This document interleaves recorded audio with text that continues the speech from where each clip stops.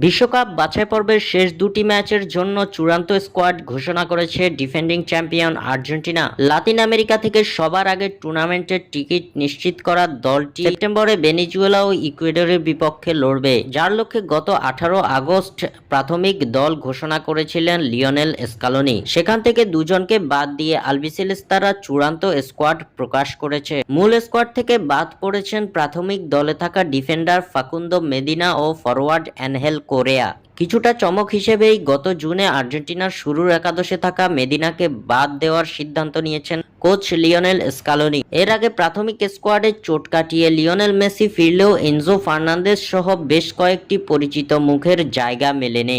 বাছাই পর্বের সর্বশেষ ম্যাচে গত জুনে কলম্বিয়ার বিপক্ষে লাল কার্ড দেখেছিলেন এনজো ফার্নান্দেজ, যার ফলে এক ম্যাচে তিনি নিষেধাজ্ঞায় আছেন। তাই বাকি এক ম্যাচের জন্য তাকে বিবেচনায় রাখেননি আর্জেন্টাইন কোচ। এছাড়াও চোট কাটিয়ে উঠতে না পারায় ডাক পাননি পাউলো দিবালাও। এই দলে প্রথমবারের মতো ডাক পেয়েছেন পালমেইরাসের Argentine striker Jose Manuel Lopez.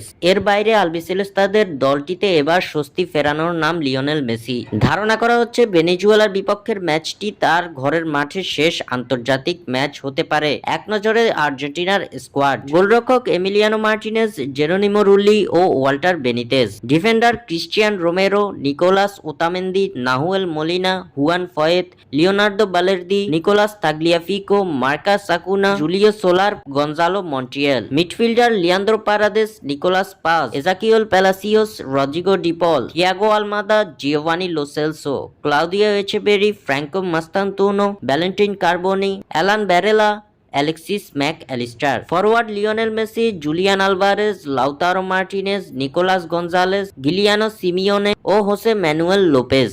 কেমন হয়েছে আর্জেন্টিনার ঘোষিত স্কোয়াড তা আমাদের কমেন্ট করে জানাতে ভুলবেন না। স্বাক্ষর থেকে সাব্বির ইসলাম।